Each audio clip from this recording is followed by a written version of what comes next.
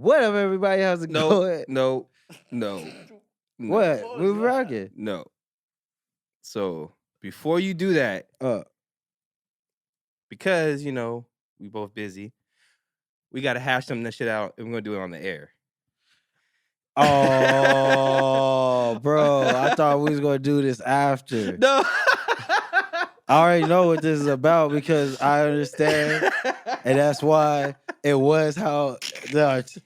All right, Durs, what's up? You part of the fam? He's part of the fam. We part of the fam. We gonna do it. Go ahead and talk about it, and we can talk about it. I just have a question because I want to learn. And it's fair. It's fair. I want to learn. All right. What about making? Wait, wait. Okay, what? You gotta give the backstory. You don't just go straight into it because we know. But this is for So the backstory is what occurred to last episode.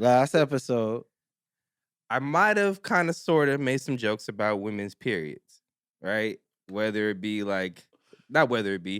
made jokes about women's periods. That part.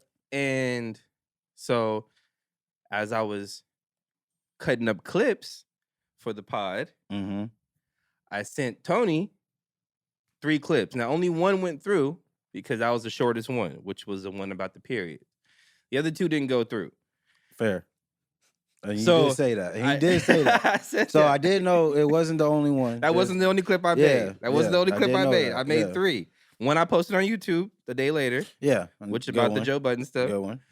And then exactly, they're pretty good. So I sent him the clip, and he got the clip of me talking about women with periods.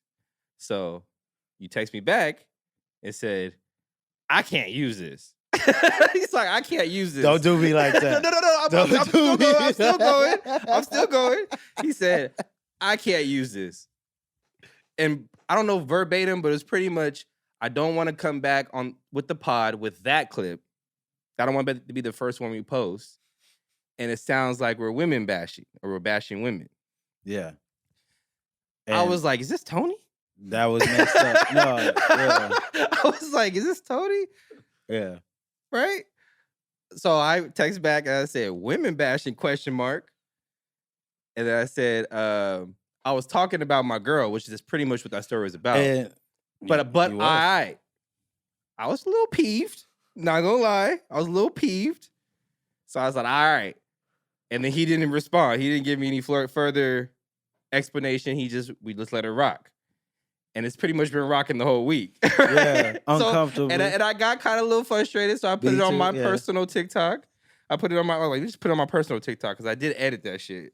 I do want to kind of use it. Edit on the TikTok, put it on the TikTok, and I did get a good amount of women talking shit to me about what I was saying about the periods.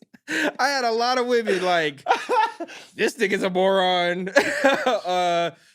Why are you making light or jokes about periods and shit you don't know about? Go back to school.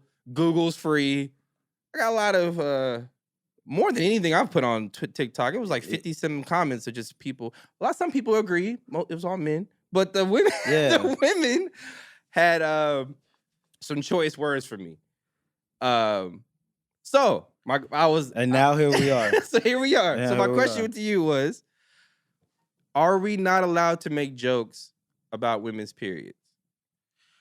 Because that's what I was doing. I know you. I know. Go ahead, finish. I'm just saying. Go ahead, finish. I was making light, not only of like a kind of a personal story in my life, dealing with my woman, but also like I'm not a dumb dude. I know how women's period works. I just have no problem dumbing down myself for the sake of content. Okay. You know what I mean? I have no problem making the jokes for the sake of the content, because I could take the negative or the positive. You talk shit about me, as long as you're commenting, thank y'all. That's the engagement I want. But after getting the feedback, I was like, okay, Tony wasn't wrong. He was not wrong, because I posted it in spite, and then all I got was a bunch of chicks who called me misogynistic. and and why they give men platforms to talk shit about women.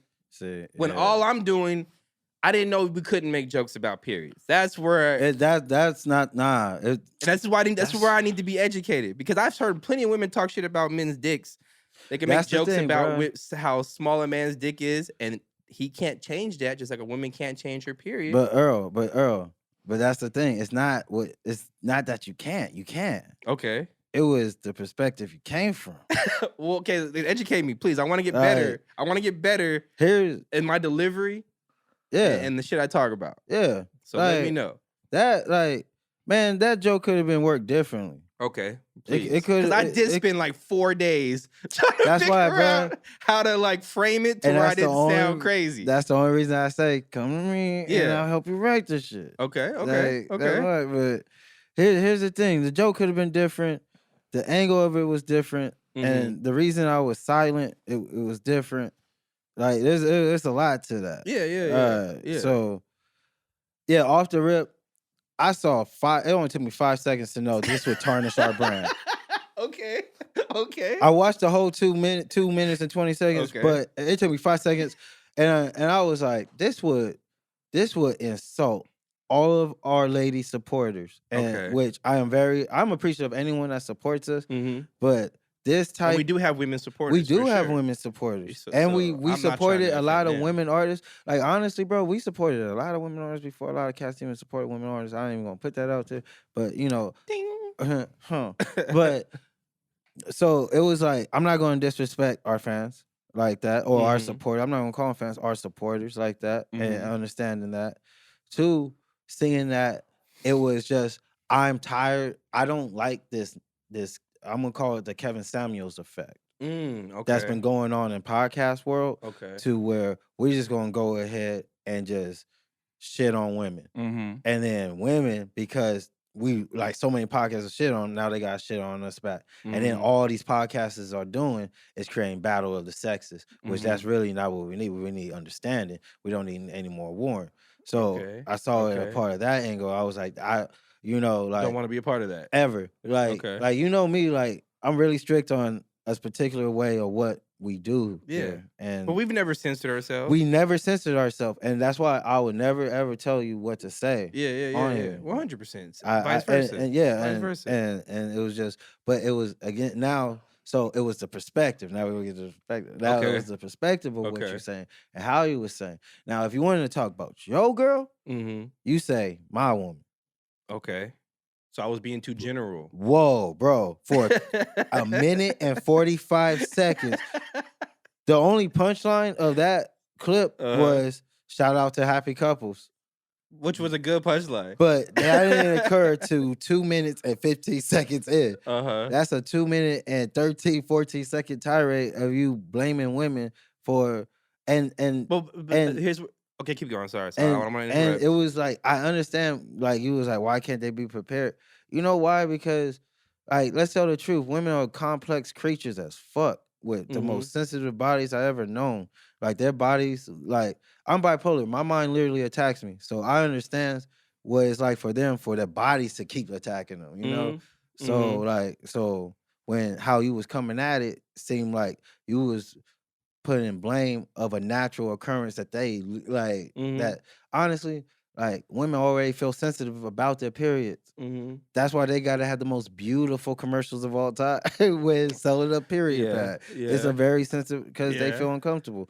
So it was like you was poking fun in a general sense of women of a sensitive time that they can't control and can also kill them. You know, their uterus can turn on them. Like, but if it don't expunge itself right, like it's as delicate as it's a very delicate issue. So that perspective, and then like the topic, and then like I'm gonna say that, but this is why you're not wrong, and how it could have been funny, right? Because you could have been like, you know what, my girl. Right? Personalizing it. Bam. Okay. You know, she never has her pad and always got to go out. But you know what? That's when I call it like PTO. That's when I put in my PTO. Because, you know, okay. You know, and then you talk about like, I go out, I smoke a blunt. I might catch up on Instagram, Okay. check accounts. You say all this stuff, and you just take your time. And then you meet, and then you can create how you meet up with other guys in the aisles. Like, she forgot too. It's like, yeah, she's out there freaking.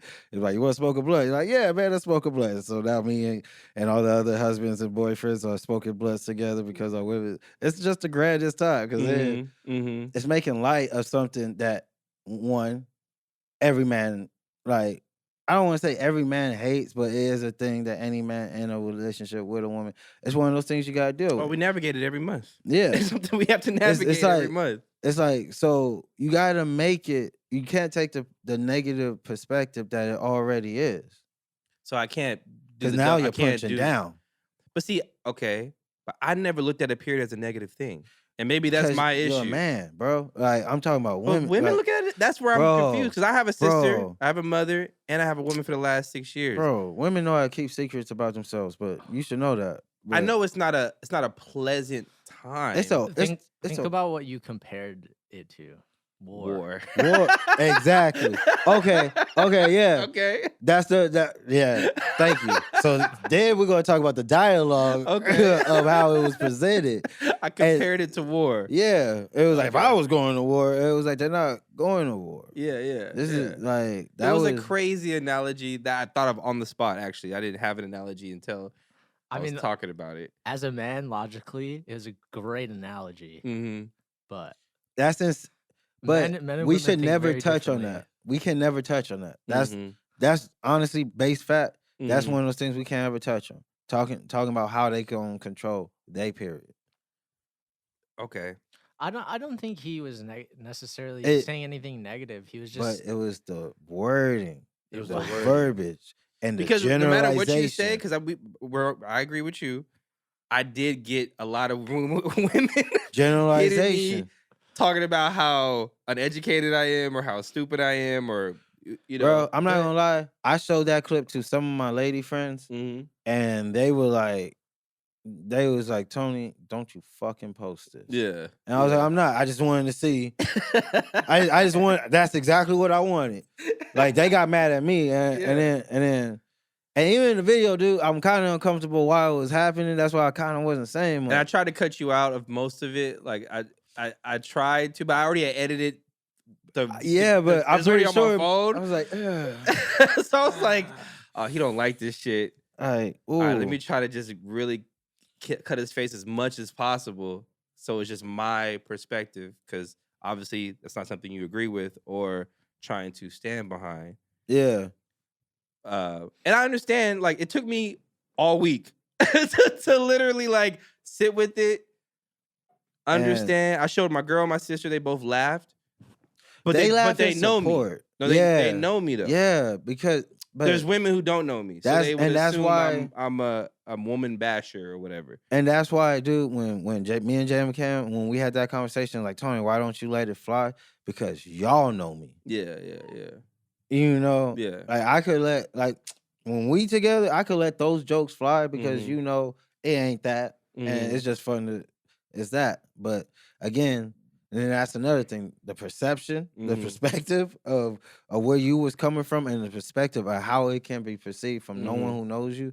It would, I didn't want that negative. It would have had that negative effect on you. One, negative effect on the show.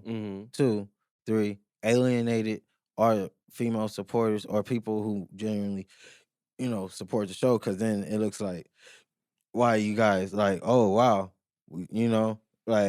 That's like when the white homie said the N-word all of a sudden at the party. Yeah. You were like, dang, I thought we was homies. Yeah. Now I gotta look at you differently. Now I'm like, all right, bro. Now, because it's never that. Like, I do poke fun. Outside of this, like, I'm funny outside of this. But that's because I'm conscious though. Because I'm conscious because I don't. But we've said some shit on this pod. Yeah. We had a heated debate with Cam about calling women bitches, and we both are on the side of calling women bitches. Oh.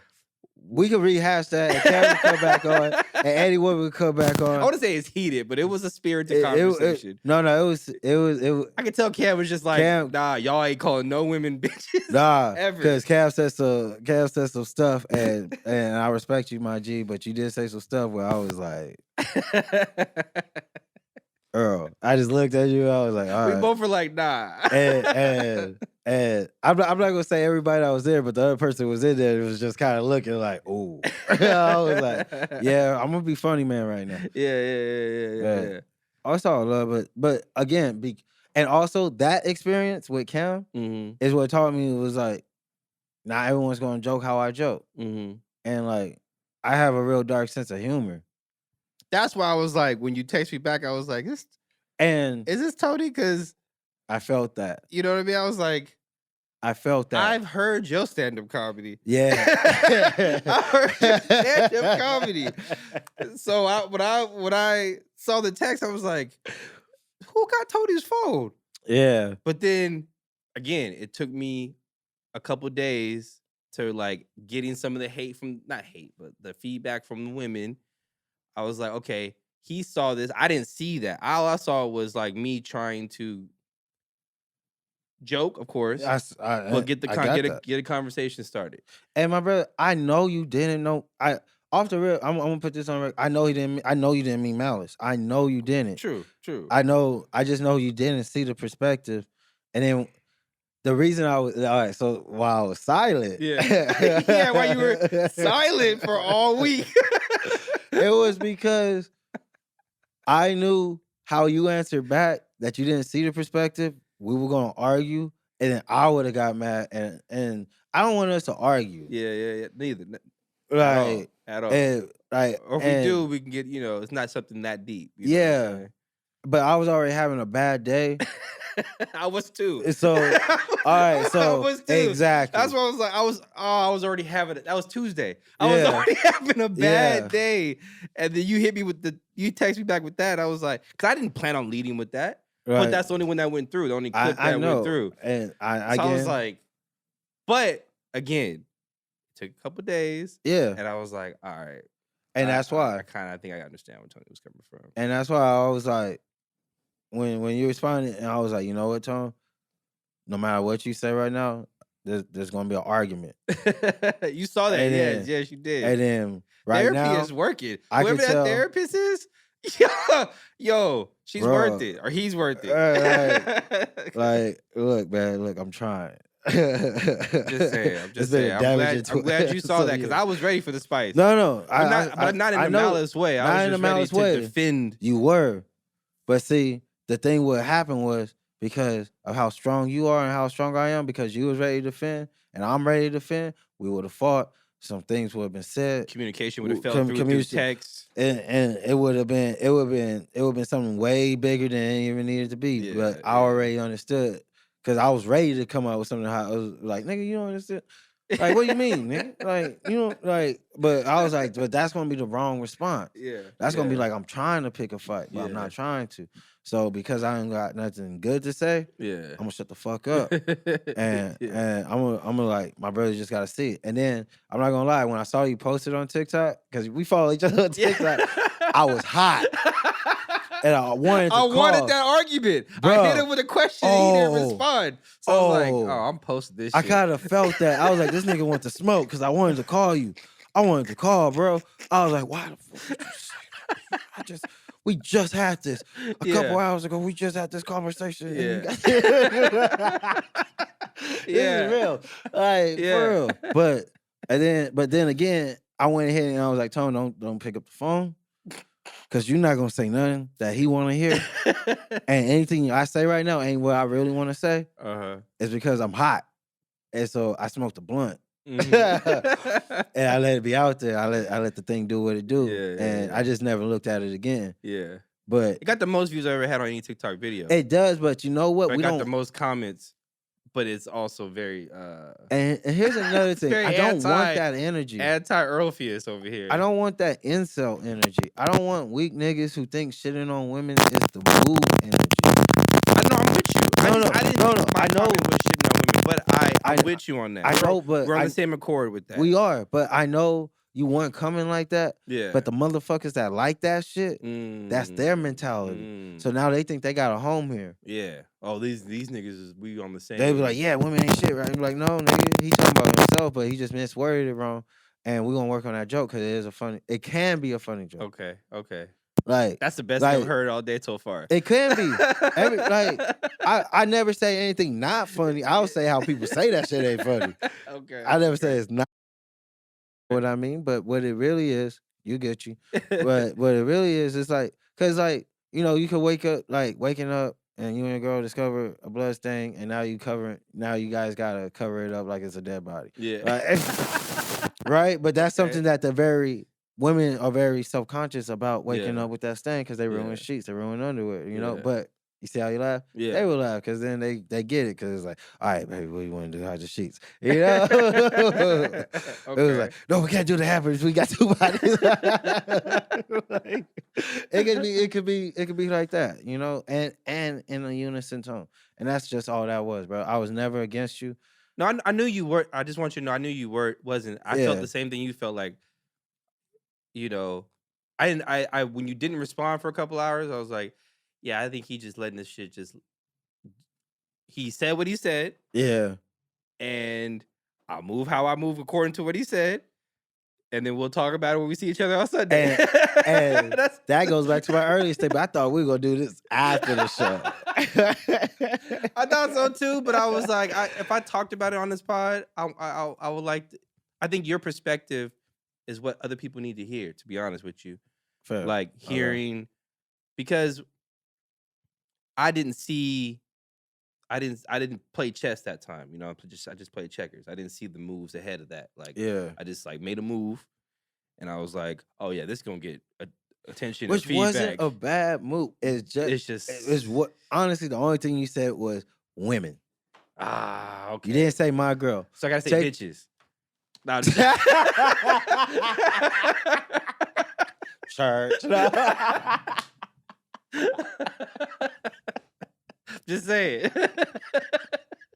But you're right. If I'm gonna personalize something, I need to make it personal to me and not try to add other people into a topic or a conversation. Because that was a thing. Exactly. Yeah, I was pointing the finger at all women. All women. Yeah. And no, I agree with you. I agree with you.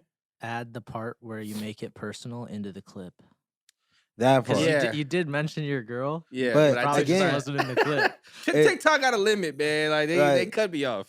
But honestly, bro, but also on that, we're gonna talk about the cutting and stuff because I figure out the algorithm. Okay. I understand the beat of it. It's a lot. It's why everyone uses it wrong because we don't know how to use it. Okay.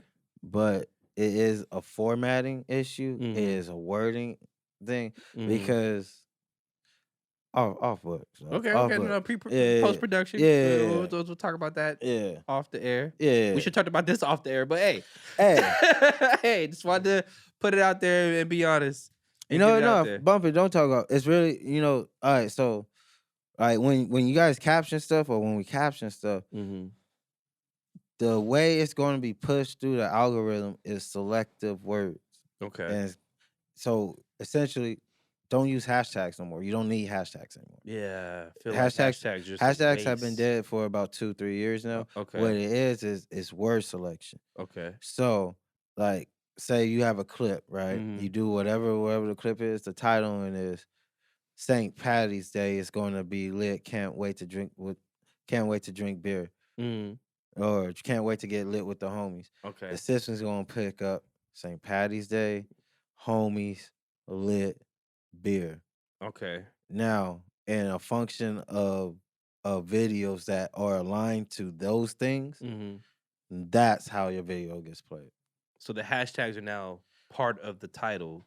It's just regular writing. It's search engine optimization. That's what that skill set is. Is understanding the codex or the timing of word selection in the captions. So your captions are properly coded through like secret messaging, and then when it comes to video format and content, it needs to be aligned in a way that's going to utilize the features of the app. So like that's why I stopped creating in Rush. It's best to create inside the app because they're going to push those videos the most. Oh shit. Don't use graphics from any other apps. Use the graphics in the apps within it. They're gonna push that. That one's gonna get heavy. So say like Instagram drops a new feature. Like when everyone did the radio feature. All right, so use the radio feature, filter, a feature. We use the radio filter with the right wording that somehow designates something within the week. It's going to time the algorithm to align that to people in like outside of your reach, because that's the thing. Everyone's using it wrong because we're only using it to within our reach. The point of social media is outside, but how you get outside is how you align like the metrics of the video is line. Like honestly, people who are still doing square cut videos, that's wrong. They need to be like this. You know why? Because when you open up your phone full screen, it's all on the phone. So everything needs to be cut in the metrics and the angle, and even how we're filming. I did want to talk about that earlier, but you know we came in because I came in late and wrong. But how we film, how everything we need to do needs to be in the 9:16 frame. Okay. There can't be no more banners. The whole frame needs to be covered, as well as the algorithm can read when there are blank empty spaces. So empty spaces means less optimization, less usage of the fucking. You want to cover the whole canvas, and if you're not, they're not gonna really push you like that. So covering it with the video, exactly, and putting the words over the video. I can teach you guys how to like render videos in different aspect ratios, so that you guys can do that. And that's why you got to come over down to productive culture, because not only do they set you up with podcasts, not only can they host your events, not only can they mix your sound, your mixtapes, your single, whatever, they can also teach you the background so you could take it back to your studio and learn how to do it. Once again, you can only get that over where at, Earl? Productive culture. Ooh, preserve, conserve, maintain, sustain, and continue over at Productive Culture. Still the best bathrooms in the podcast game. Oh my! Every time I go the there, services like, here, there's craft services. What studio got craft services? That part.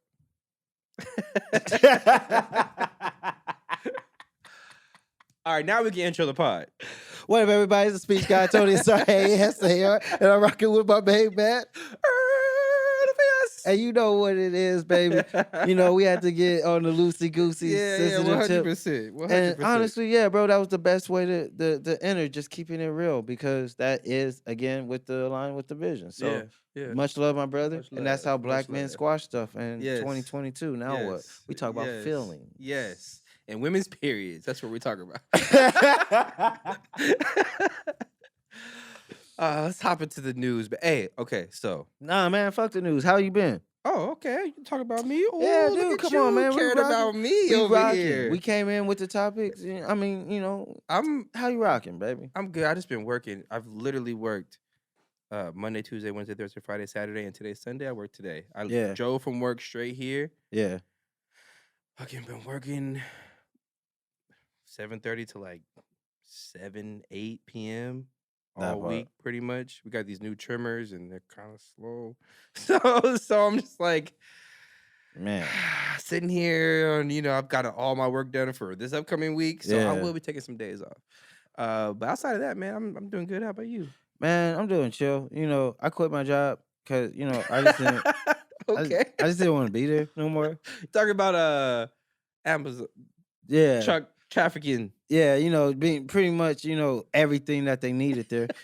That's I got tired of being there. So, I quit my job.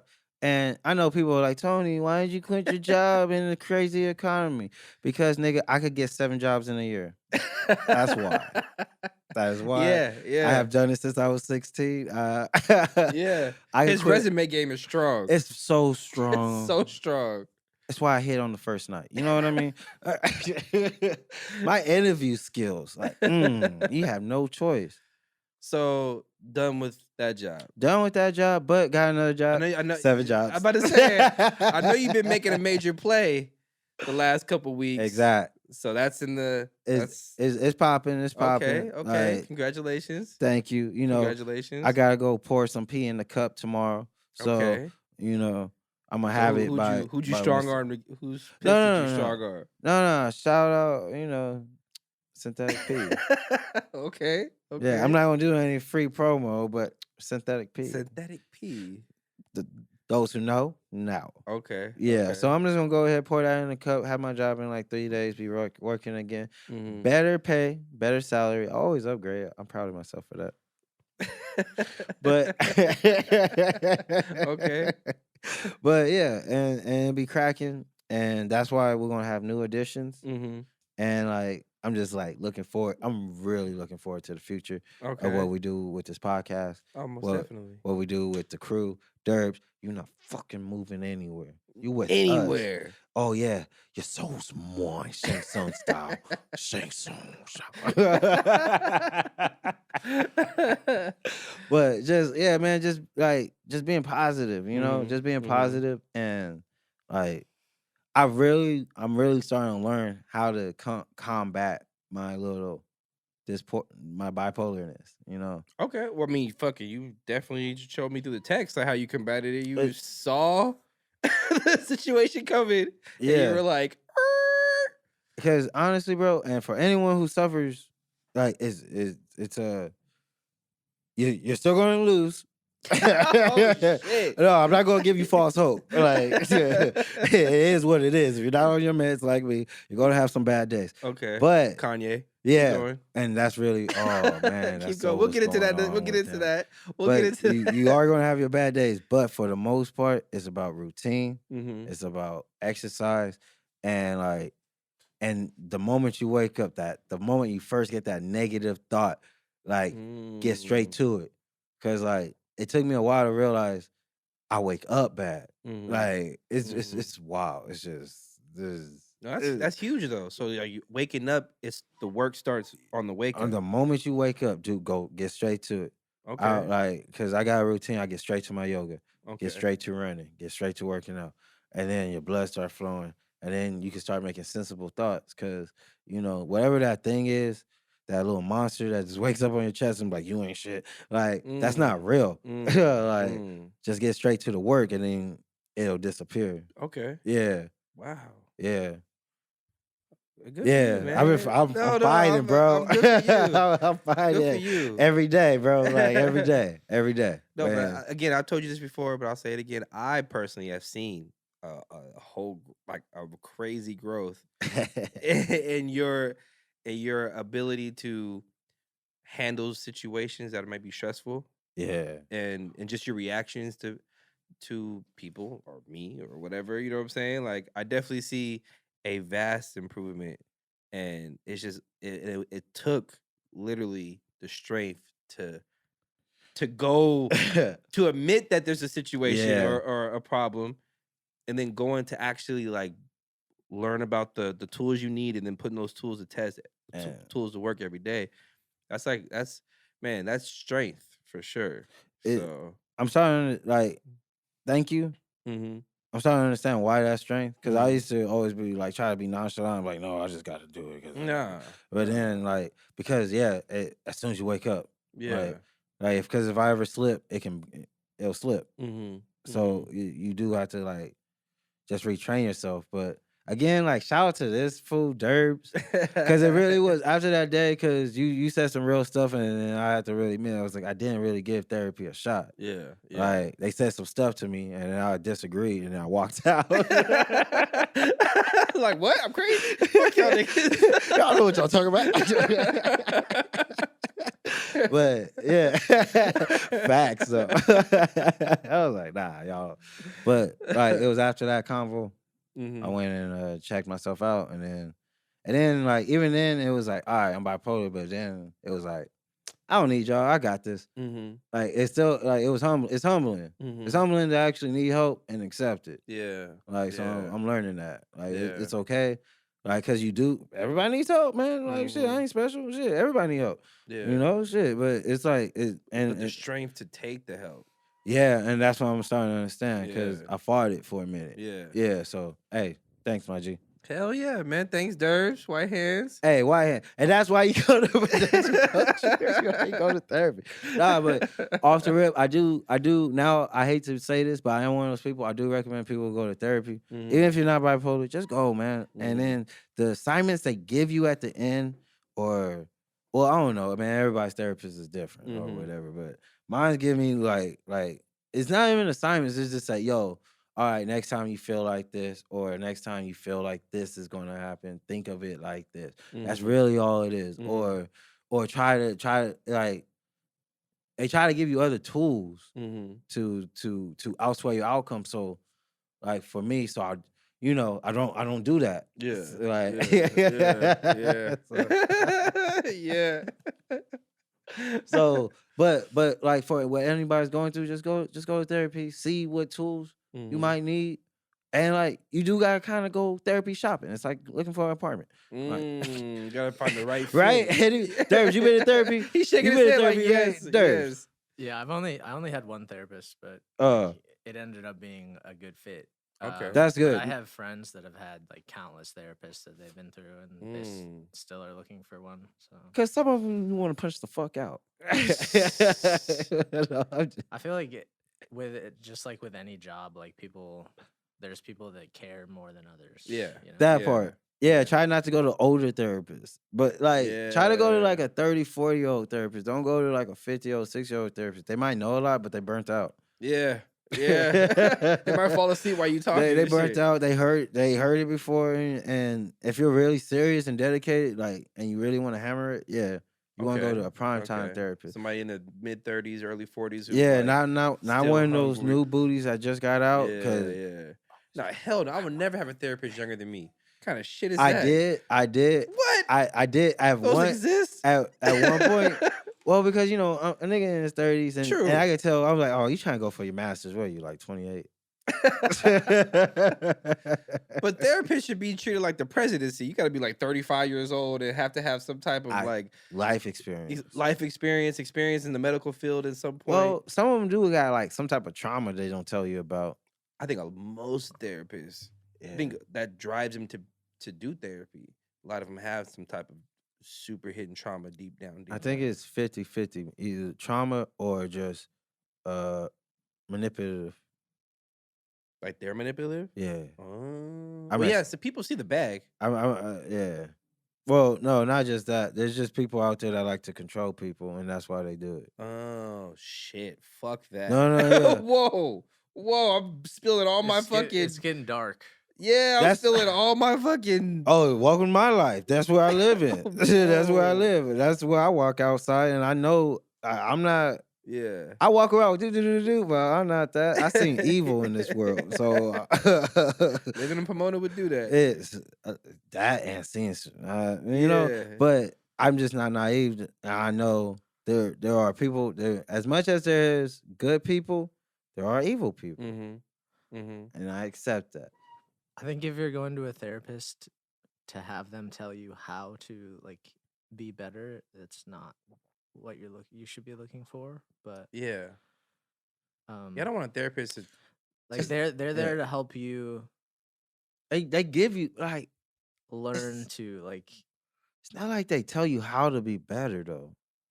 They just I don't know. I picture like the therapist is not telling you how to get better, but helping you navigate your own level of thinking. Yeah, your own thinking.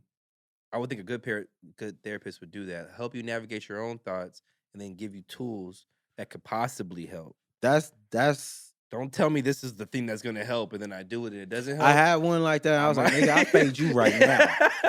Because I did it twice. I paid you right now, bro. Don't ever tell me that. But that's why, for me, I did good job on you. Yeah. I had to find some. Yeah. I went apartment hunting.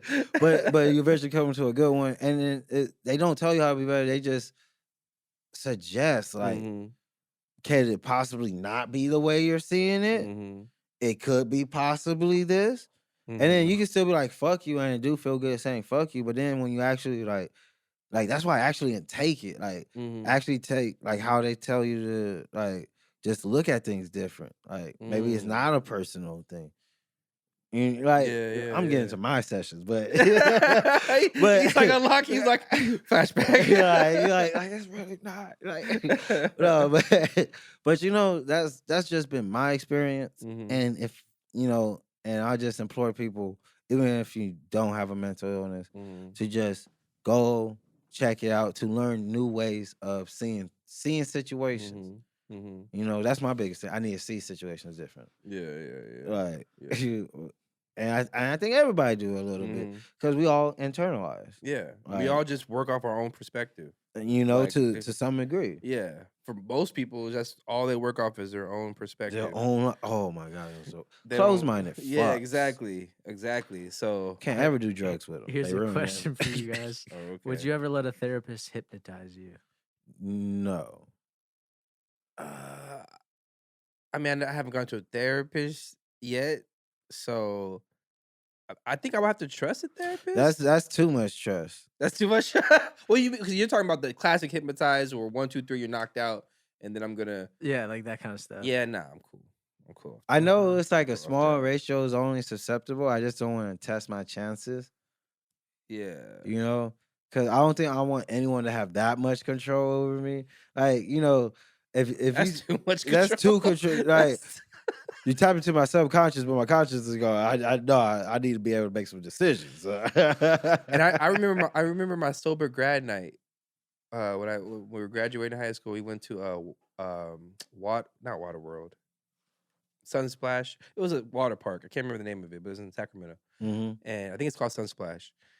And they rented it. Our school rented out the whole theme park for us from 8 p.m. to 5 in the morning, right? But they also had a hypnotist there, and they hypnotized one of my football teammates, big ass white boy, got a scholarship to Oregon State.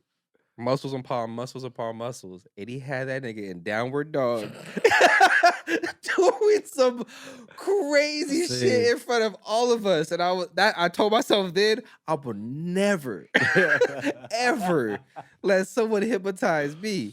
But that's what I'm talking But therapists about. would be close. That'd probably be maybe the only person. But that's what I'm talking about. I can't ever be that susceptible. That nigga was doing the bunny hop. He was. Yeah, he's just jumping around. I'm like, this nigga's tall. Because even defensive lineman. Even on shrooms and acid, I'm cohesive. But where I'm just completely gone, like fuck blackout drunk, because I'm still moving. Like that's where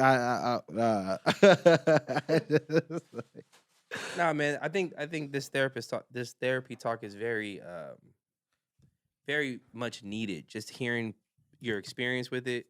People hearing the experience with it. Every time you talk about it, it makes me inch closer to it. Trust me. So don't stop talking about it, because it's inching me closer to it. It honestly, it's so prevalent in our community. Mm-hmm.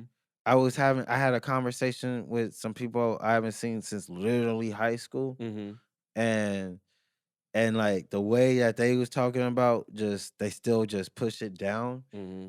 And then I remember that mentality. Mm-hmm. Like that's no longer my mentality, but I remember what that mentality brings. Yeah. And I'm like, no. Like, but because, you know, I don't ever tell people what to do. So I was, you know, they was just, you know, talking. But in my mind, I was like, nah, man, that's not right. Don't push it down. Yeah. Because now I know you created something within you. Mm-hmm. It's festering in there. You got something. It's building up. You got something. It might not be bipolar. Because now I look at everybody like everyone got something. Everybody's on the spectrum. Everyone got something. He's like, everybody's on the spectrum. Like I know, like I'm on it one way, but somebody's on another way. Mm-hmm. You know, so but so you think suppressing is a form? Is that a form of some type of mental? I feel like it's a catalyst. Boom, there you go. That's why. Yeah. Because honestly, bro, it makes sense. Like I think I've been bipolar since 15 because, like, how they say I feel. It's literally how I felt since 15.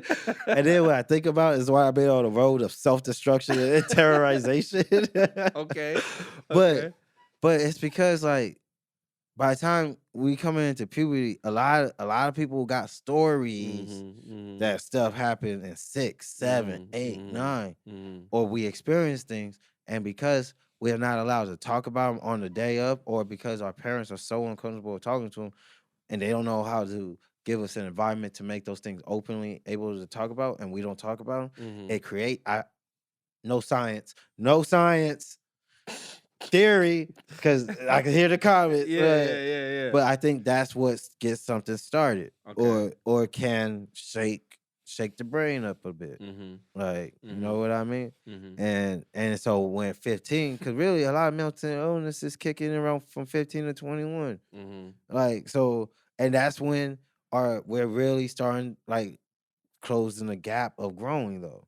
You're starting to understand the world around you, which I think can cause a lot of people to have some type of But our trauma. brains are finally fully developed around 21. Yeah. Our bodies are finally fully developed around what, like 23, 24. 24, 25. You know, that's when we started to get like man body. But that's what I blame all this on, man. I've had chest hair since the 8th grade, so I don't want to hear it. You're a freak. Yeah, right. You look like you regular people, not the Sasquatches, aka whiteheads. But also like that, how some people develop body hairs earlier and stuff, and stuff like that and whatnot. Same thing go with mental. I think everything's so aligned. Lion King is the rawest movie in everyone's childhood for one reason. It was the truth. Circle of Life. Lion King. Everything is so coordinated and orchestrated in a linear. We refuse to accept it, but everything reflects on everything. Everything is affected from one cause: life. Deep, right? Yeah, because you got that from Lion King. The circle of life. It's the opening. He's taking the circle of life. It's the opening. Yeah, but if you only that, but if you really look at the movie, The Lion King, it starts with that song. It starts with a birth for a reason, and then how does that movie expand? It tells not only the child life coming in, the adolescence of learning from the father, how to cope with death. You know, harsh realities, harsh realizations, how to break down your illustrations of life and see the truth, how to accept your path, how to grow and eventually be on that fucking rock as a king. That's why everyone loves we all right. I do pray that Rafiki's hold me up at some point. Lion King was Disney's biggest movie for a reason, because I think that was the truest admission to life and what we go through, and because we are all literally connected in the circle of life, and our mental stresses, our habits, not only learn from family, but it's learned from what experiences. Yeah. You know something hot because what, you touch something hot, burns you. Now you know nothing's hot. You know, I mean, now you know what's hot and what's not hot. And we all have a scar in our life. We all got many scars. Or something trying to fucking. If I ever see a non-scarred person in life, I'm fucking them up. Because you too sheltered. Even the privileged got a scraped knee. Okay, but if you ain't got a single scar in his body, be like, no, I'm turbulent. No. Show me your heart. And if your heart ain't got no scars, nigga, you ain't living. You ain't living if you ain't break your own heart. Ooh. Say that again? You ain't living if you ain't break your own heart. I break my heart a lot, but I'm having fucking fun. I cry after because I created something special. Yeah. But then once the love's gone, it's like, man, that was pretty dope. And then I got some experiences. And then people think I don't care, but I do. But it's like, I get over it because it was dope. Yeah. The love was dope. Like, my baby mama think I don't care, but I do. But I understand. It's done. Yeah. And it was dope. Yeah. But now, you know. I'm having fun still. Exactly. My fun don't stop. I like this real conversation in the beginning of the pod. I definitely like this. This is real. I mean, the beginning of the pod. We're about an hour in. I'm just saying. This hour in? This is the beginning of the pod, baby. Dude, all right. You want to break into topics? I was about to say something else. But we whatever. Keep this going. Let's keep it going. This is real. This is all black, because all black really is the real. Yeah, it's not. yeah. It's not what they say it is. It's what we created. Yeah, what we want to talk about. Exact. Yeah. But no, I was just gonna say this. It's because I have the other podcast and I'm by myself on that. And being by myself on a podcast now just makes me cherish what we do and how much I never realized how much I relied on you to stay tapped in. I have a real issue of being present. Motherfucker over here start talking about his life and Tony like,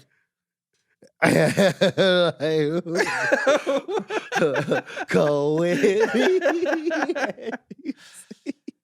No, I feel you. That, and also sometimes I get some very boring ass guests, and I can't riff with them. And then I was like, man, Earl would have got that.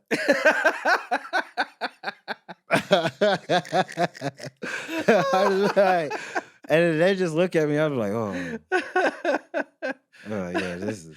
Now I'm picturing Tony in the studio at the radio station, like saying a joke, and it just goes over a dude's head, and it's like the Eyes of an Angel song comes on. He looks to his, right. I wish Earl was. He would have ducked it.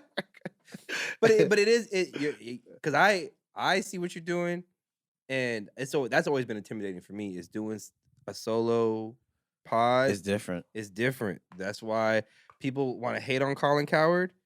I fucking think he is amazing. Jim Rome, fucking who else does, even people who hate on academics, which I understand. Oh, I understand the hate for academics, right? He talks a lot of shit. He's shaped like a bowling ball. It's not something. It's not it's not the ideal of what you would think a hip hop blogger, somebody who looks like and acts like. But he does Twitch streams for 5 hours solo. Yeah, talking. And he getting crazy. Talking and being able to entertain for 5 hours, whether because he's drinking, he's off the Henny, and so he's either screaming at the screen or whatever. When you take all that shit back, he's by himself in a room with a camera and a microphone.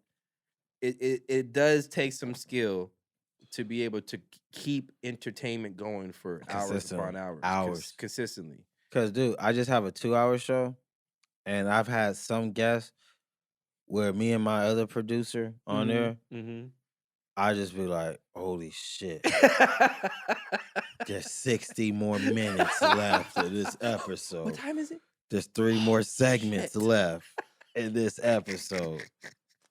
And this shit. And I hate if it's people who watch the other shit and you see that, you'll never hear it. Yeah, right? Because I can't keep it up. Yeah. But in my inner, I'm just like, oh, this, I'm not. Because when I'm starting to understand is, and I'm gonna say this for all artists, don't just do your craft. Okay, expound. On God. Expound on that. I know Kanye got that bar. Lock yourself in the room doing 5 beats a day for 3 something. No. Do the 5 beats a day for 3 summers, but go outside and live life. Because honestly, as an artist, your artwork is only interesting to talk about for roughly 10 to 15 minutes. I don't give a fuck how many years you spent on it. It's only interesting for 10 to 15 minutes. You better have an opinion on something current or some stories, a story that you've experienced, something philosophical. Yes. And you have to be able to expound. Yes. What I'm starting to learn is people can expound. Hell no. And now it's forcing me to expound. And I normally never had a problem with it, but because it's happening a lot, it's exerting me. And then I'm going through. I had to hit up. I'm not gonna name drop. I had to hit up a mentor real quick, and I was like, "Yo, you ever get episodes when they just draining the soul from you?"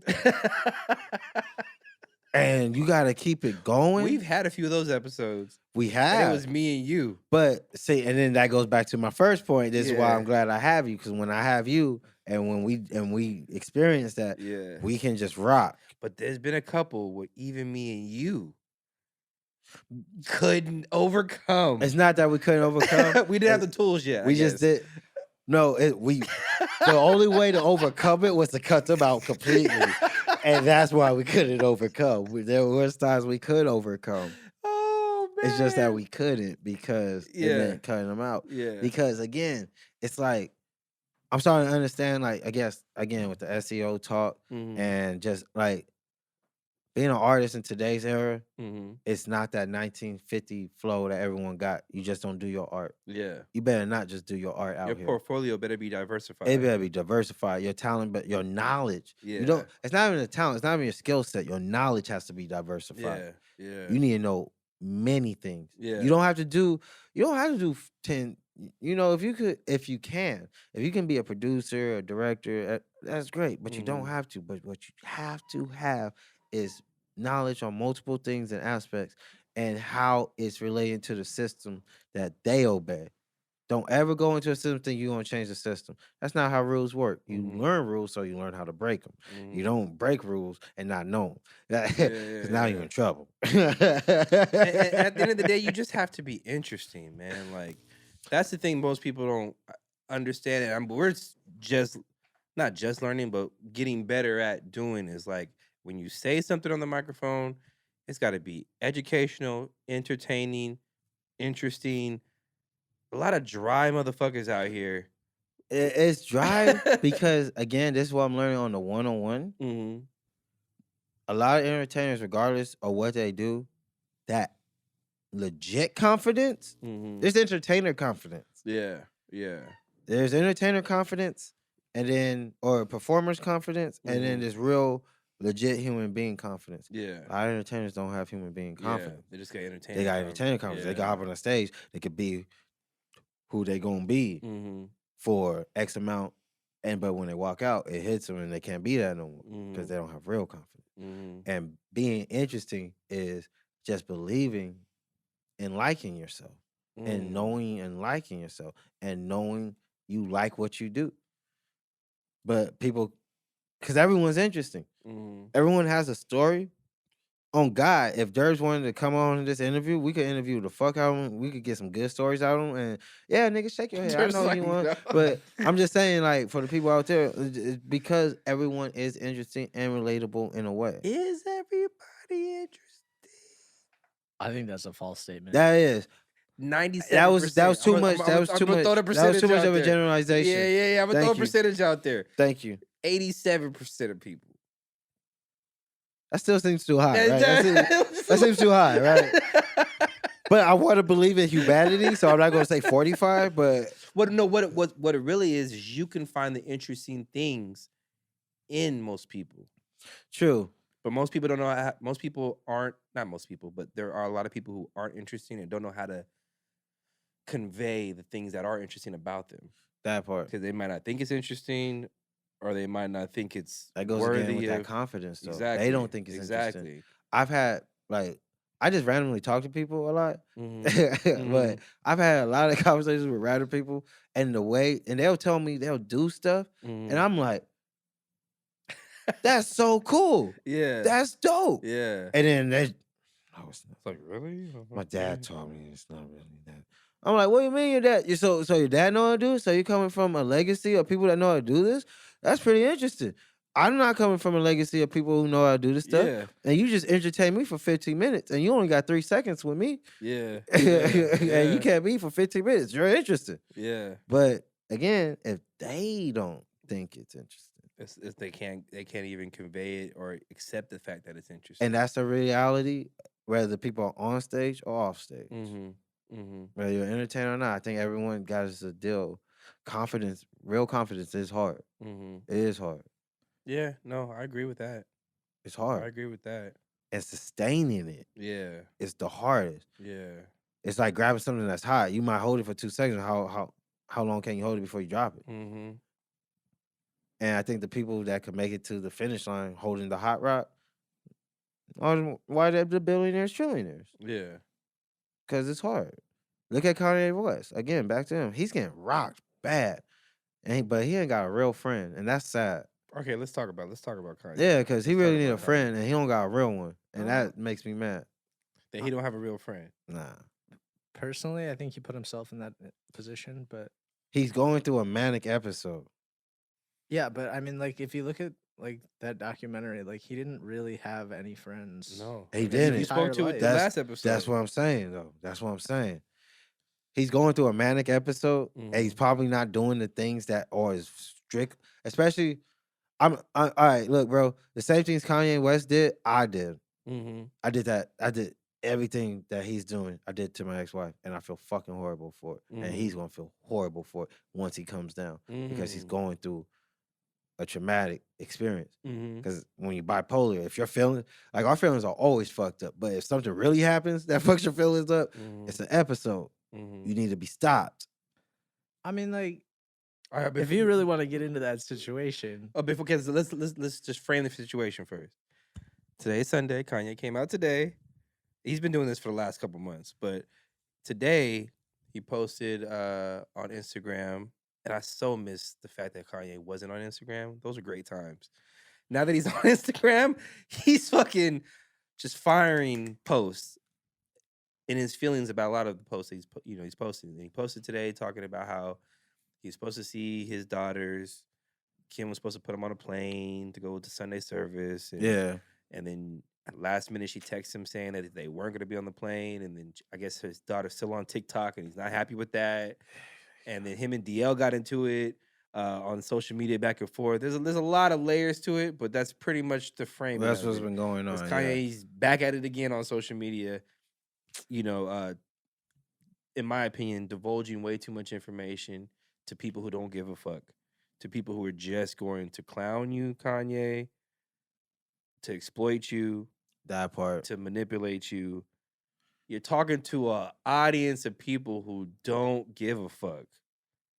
And maybe you're trying to weaponize that audience, which I understand the play.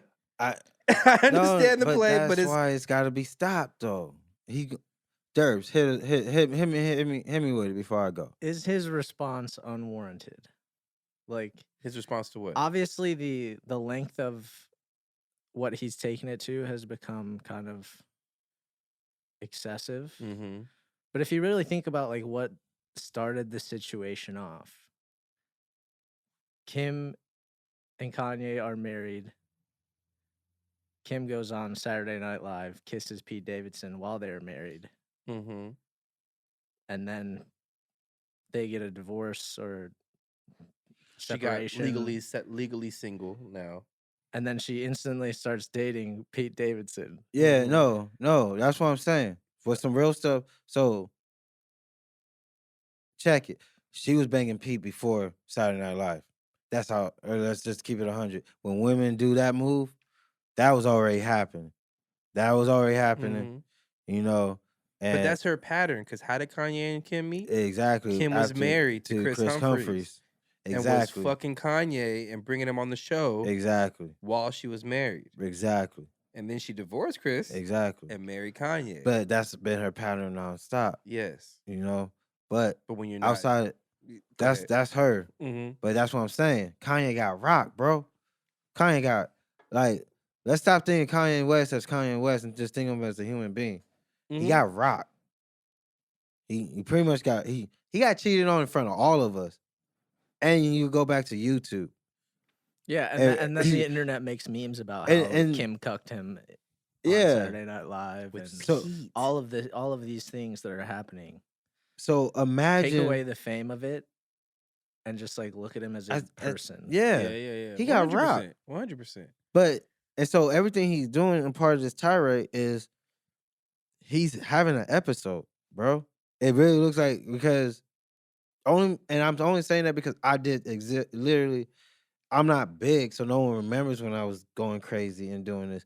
But I know my ex-wife remembers. And when I was just pulling up and doing all this crazy stuff, like how he moved next door. So if you had the bread, I did move next door, if you had but the bread, I did do stalkerish things of that nature. Did I send a gang of flowers? Yeah, I didn't send a gang of flowers, but did I pop up to a job unannounced with a gang of flowers saying I'm gonna take me back and all that? Like did when I found like every pattern that he's doing, I've done. So I know he's having a manic episode. I've seen the genius shit. He's not taking his medication. He might have bipolar 1. He might be a little, or his bipolar 2 is a little bit more severe than mine, because he's Kanye West. It's probably he lives a bigger lifestyle. I'm not even gonna put myself in his shoes, but it might be a little bit more severe. And he's going through a life thing, and he doesn't have any real homies. He never had any real friends, and that's what's going on. And I feel very sad, and I want to help him, but who am I? But he really, really, really needs a friend to not just take away his phone, but get him checked in Mm-hmm. and help him cope. Because it starts, if he bipolar like me, it starts when we wake up. You have to know how to cope. So you think he's upset that he lost Kim? I know he hurt. He 'Cause didn't just lose Kim, he lost his family. That destroys a man. Mm-hmm. Like a man like that, man, like I'm not gonna say like I know into Kanye's love life, marriage life. I'm pretty sure he really loved his kids. I'm pretty Mm-hmm. sure, every But man. that's where I'm confused. Is he's not able to see his kids right now, You know or is he what? just not being able to? If he's not able to see his kids, because he's being frantic.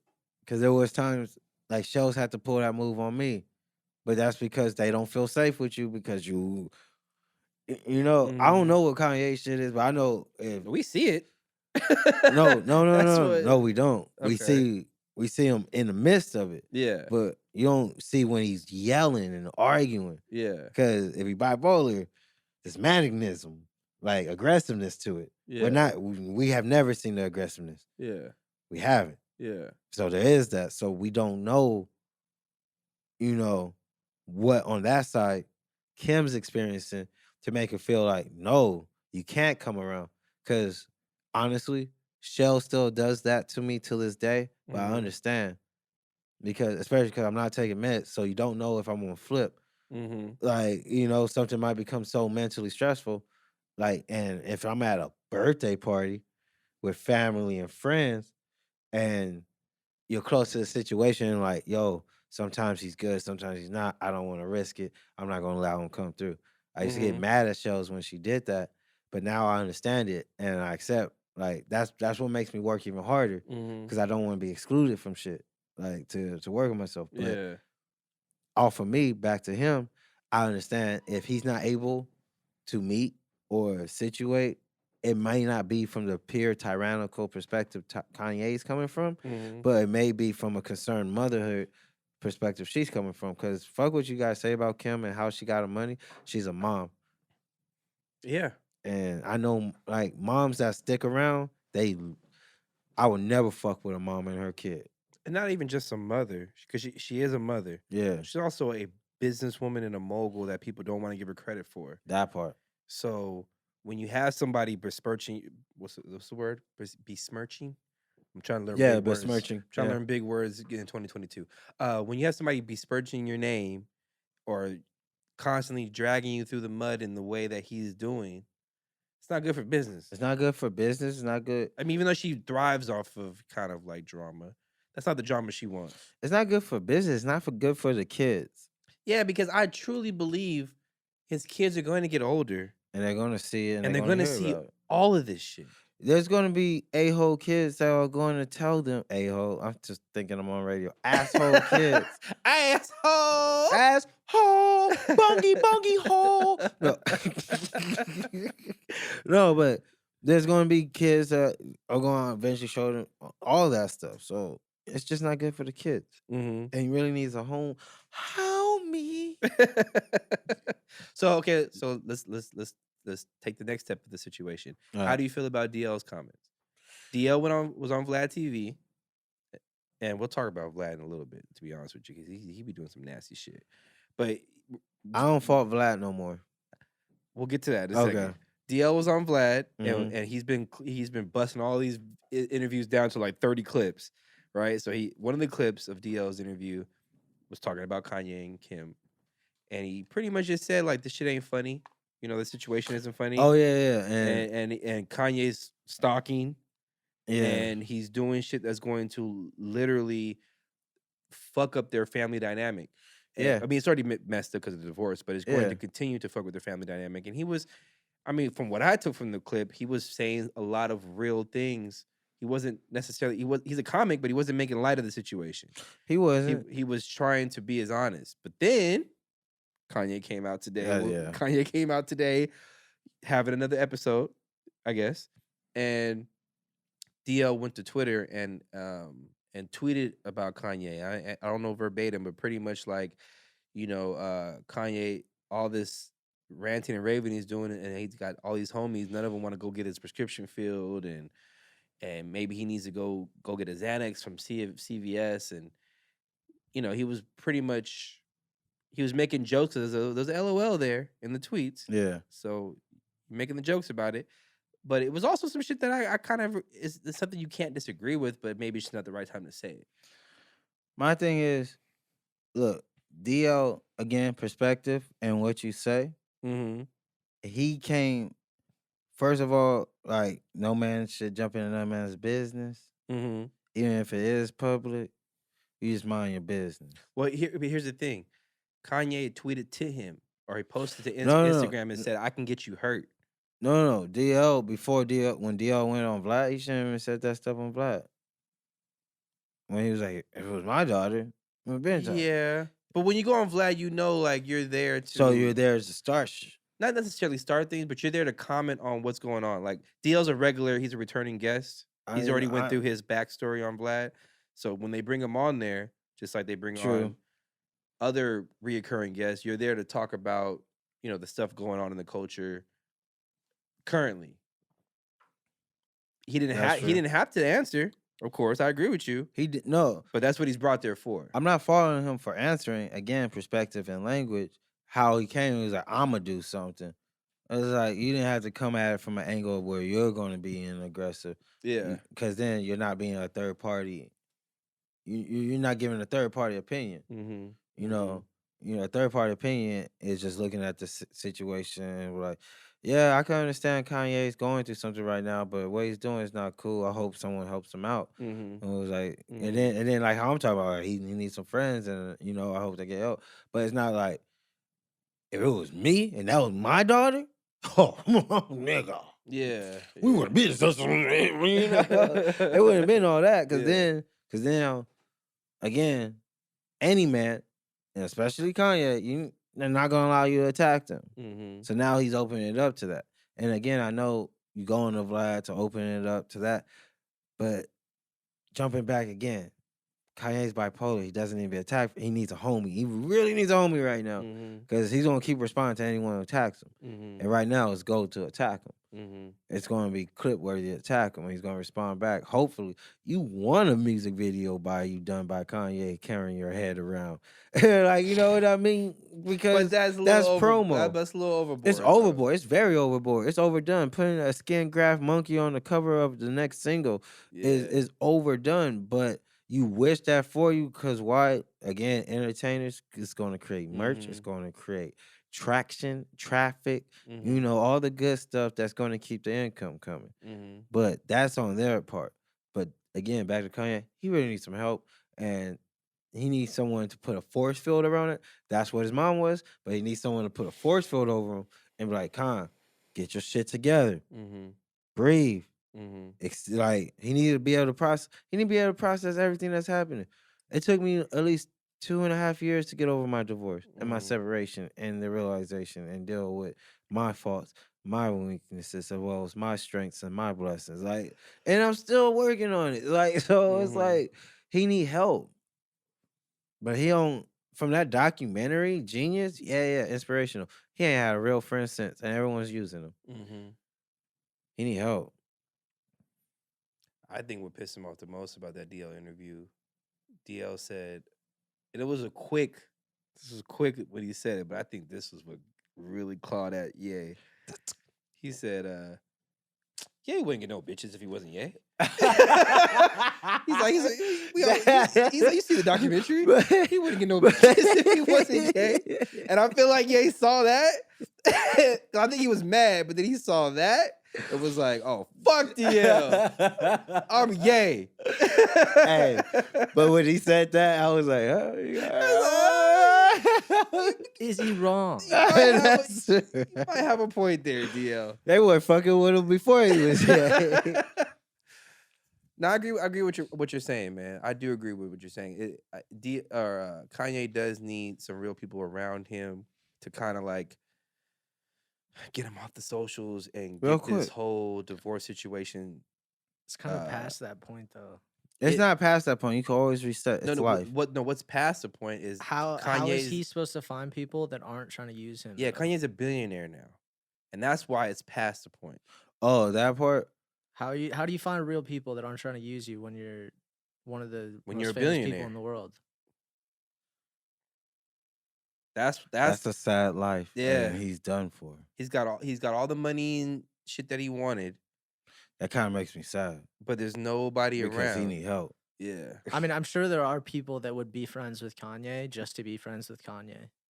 Right over here. That's But- messed up. Finding those people Yeah. in a world of billions is going to be a very, very hard Yeah. task. Yeah. Yeah. No, you're saying that's 100% fact. That So made that's me why- feel very lonely. Yeah. And I think that's Kanye probably feels really lonely. He won't say it. And he surrounds himself with a bunch of people who reinforce his thoughts and his actions. That's a lonely feeling, I feel. And if you Yeah. really think about it, like he has no shot at beating those people because like all the people that go to would be around him currently are like looking for something Mm-hmm. Mm-hmm. that he can provide. Yeah. Yeah. Yeah. He's gonna have to double back and try to. I mean, he did reconcile his relationship with Dame Dash. I don't think it was ever a problem, but that's somebody that was there before Kanye was. But still, Dame Kanye. didn't really fuck with him. We But saw Dame we is saw not the that nigga genius. that you wanted. Like, he's not the person you go to just to get some to And confide Hov- in. and- Like, I don't think Dame Dash is that person. And Hov, like, we can't get money together, so you ain't Yeah, the homie nah, no more. yeah. Hov is not. He's off that. Like, if it's Yeah. not, you ever Watch the seen the Throne video too? of Jay-Z? He's on like the subway and he just meets this old lady mm-mm. and she has no idea who he is.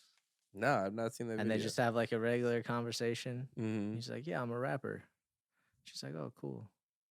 So And what you- it's just like that's like the kind of thing that Kanye needs in his He life. would need Is, like someone who- somebody who's not connected. He needs to go to an elderly home, hopefully. I mean, not really. But That's maybe- not what I'm saying. But maybe. But but maybe. But yeah, You know, OGs, man. OGs. Some OGs. people, because that energy from older people. Because I think you get to a certain age.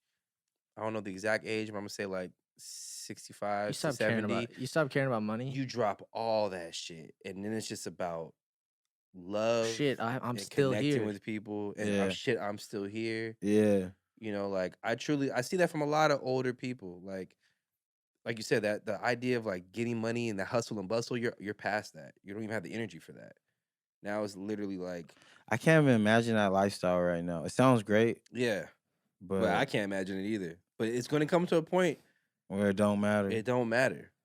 None of the. It's like I'm about to clock out. Yeah. I just want to connect with people. That's why, like, I try to connect with people now. Mm-hmm. I always tell people the truth, whether I like them or not. Mm-hmm. But I don't ever tell people when I say negative shit to people. And I hate that they always take it as so negative. But it's like I just want us to go past this negative, and then we could be cool. Then I got it out. I got You it out. received it, and then we can get past it. It might came off bad, but look, I'm just saying this is horrible about you. But you're kind of cool. I've been there for a few of those conversations with a few people. Yeah, and like I've seen their face get pale, get pale, and look at him like he is the devil. And it's like, what? I just saying the truth, kind of. Just it, like you I know. mean, people don't like the truth. If we're gonna be honest, I know. Yeah, I We've know become accustomed to like being told what we like to hear. yeah. that part. I know, but I like hearing the truth. But that's why people always try to do that bullshit. Like, what if someone said this to you? I appreciate it, nigga. That's why I Yeah. talk to you like this. Yeah. It's like Yeah. I want you to talk to me like this. Yeah. Don't let me fuck up and be like, oh, this the homie. I'm not Yeah. gonna say nothing. No, check me right then and there. Yeah. Don't sugarcoat shit to me. Or I you know always what? got mad at the person who like let a booger just sit there on my nose and they didn't say shit. That's the equivalent. That's the equivalent of that. I used to get mad. Like, I go Like- in the mirror, I'm like, what the fuck? I'm in class and all y'all see me with this motherfucker. Yeah, man, you had it back in second period. It was just, I I didn't don't want want to. I didn't want to say nothing. Huh. So you just want to look at my booger? That's what you want to do?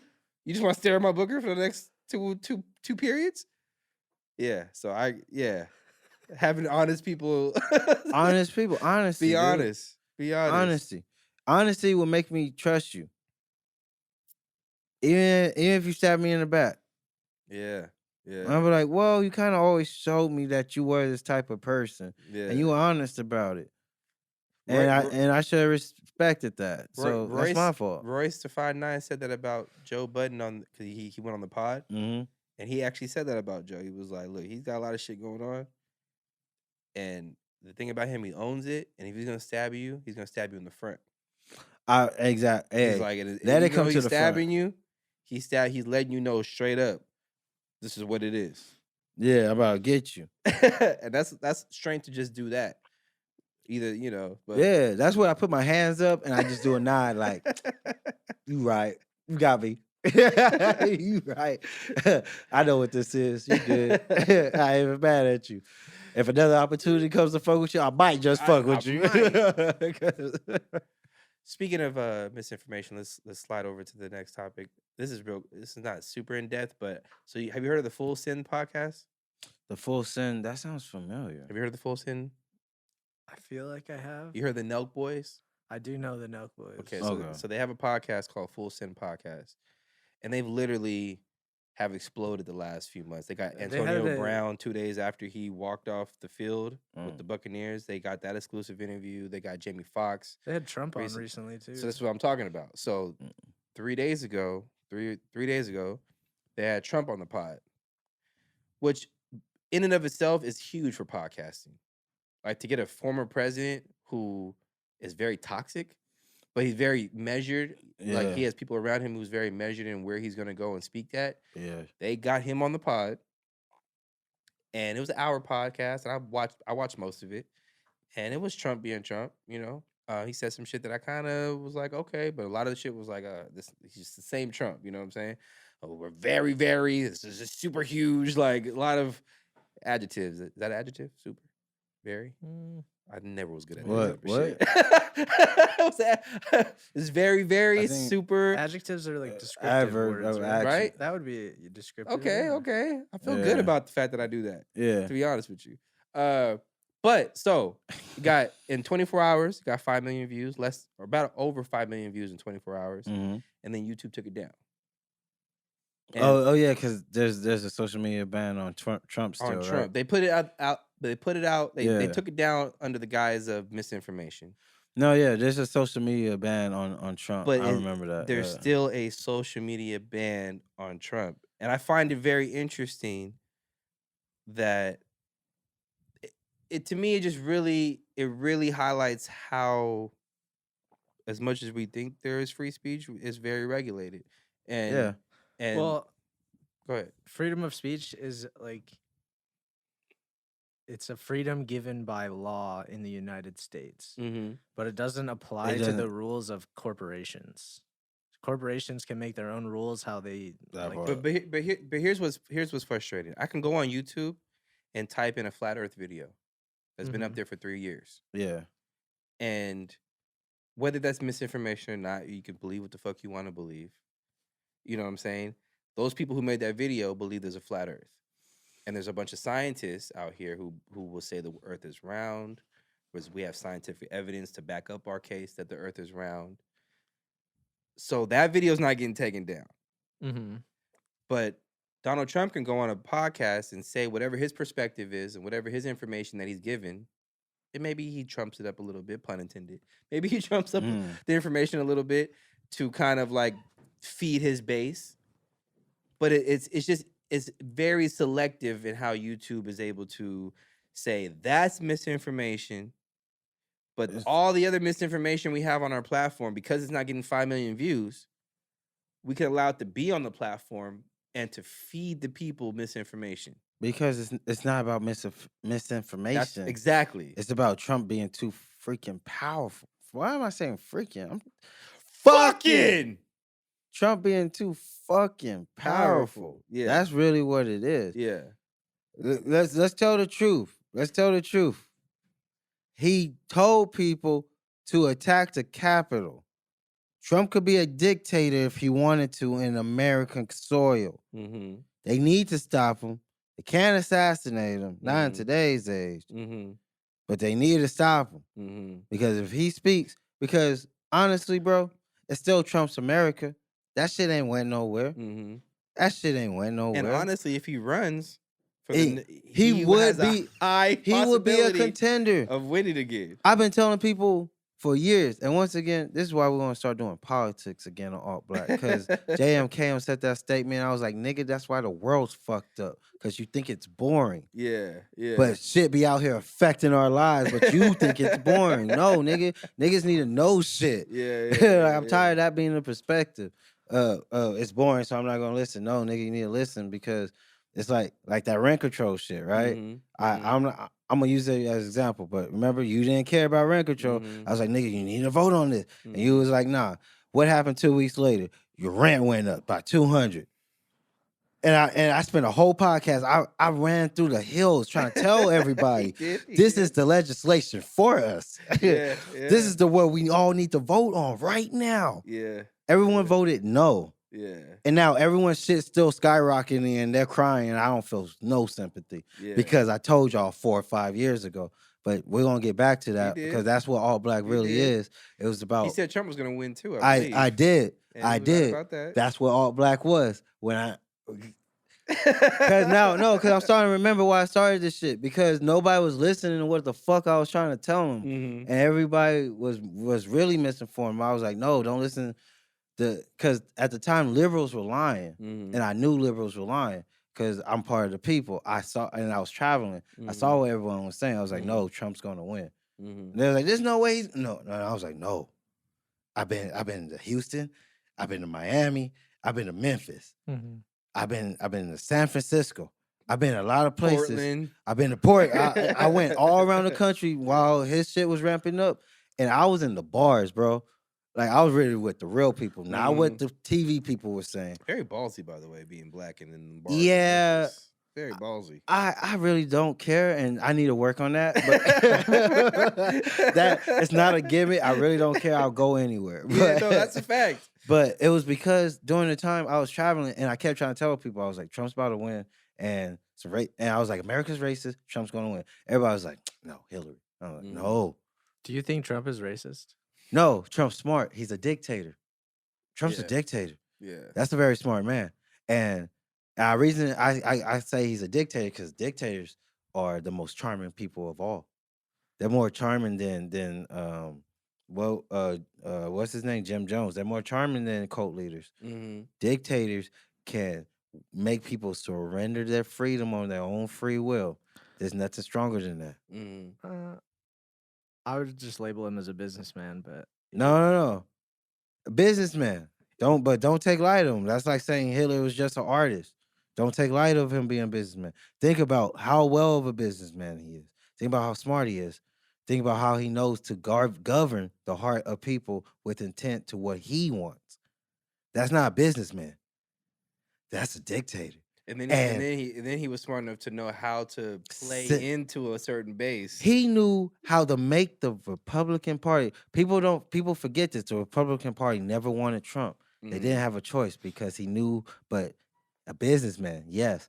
He knew how to talk to the people. And then they had to make him a Republican. The people did not, the Republicans didn't want him. People wanted him. But here's the biggest thing that showed him he was a dictator. Don't ever take light of the fact he sent them niggas to the Capitol and had them break in. Yeah, 100%. That's power. That's power. That's more powerful than the president. That's why he can't be on YouTube. That's why he can't be on Twitter or Facebook because he'll send niggas and they'll do it. You gotta remember, there was 4.5 million people that voted for him. You think they disappeared? But you think they disappeared? Here's my question. Here's my question to you.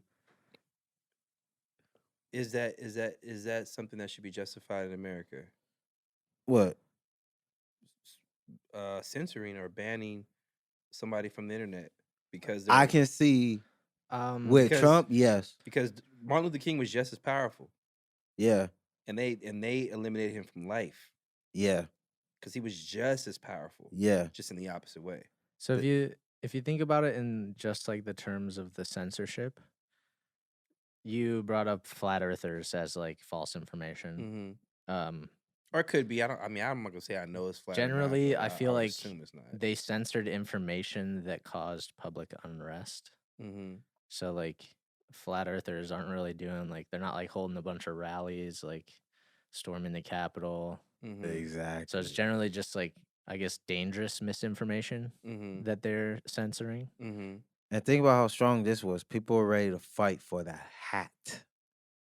Yeah, no, that's a fact. Don't forget that. That hat was a badge of honor. the Confederate flag.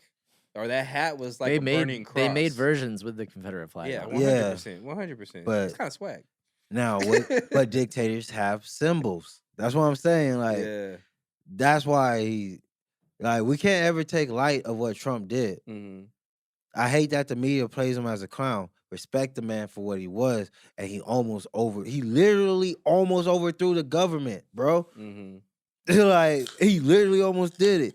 He literally sent people and was like, go fuck him up. I lost, go fuck him up. And they did it. You gotta. It's pretty interesting. I thought it was monumental that a podcast full of teenagers was able to get a former president. I think that's monumental in the podcast space. But I also think it was very telling that 3 years later now, right? 3 years later, he's still banned from the social media, but still has a strong enough fan base to where I believe if he ran, he will win again. He very good chance of winning again. That's what they literally been spending the last 4 years.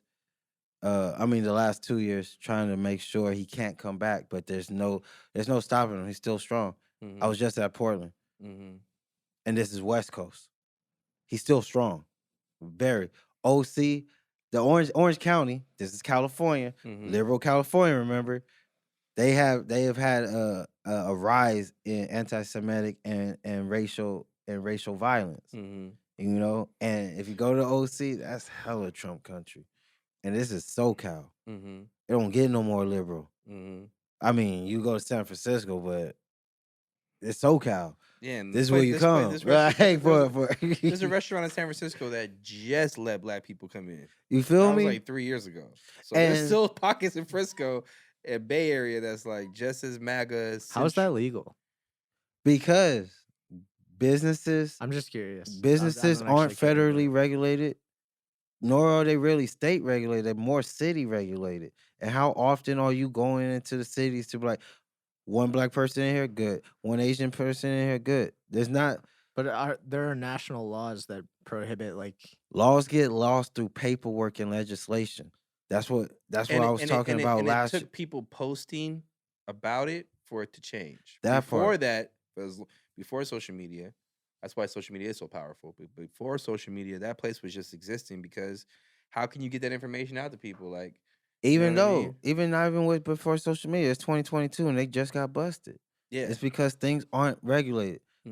Like the bureaucratic way, paperwork get lost, money gets lost, rights get lost. That's how. And that's why I go back to the point of last week. It's like, why not just be a red state? We got too much oversight. Ain't nothing getting seen. So like they've been working on the 10 freeway since.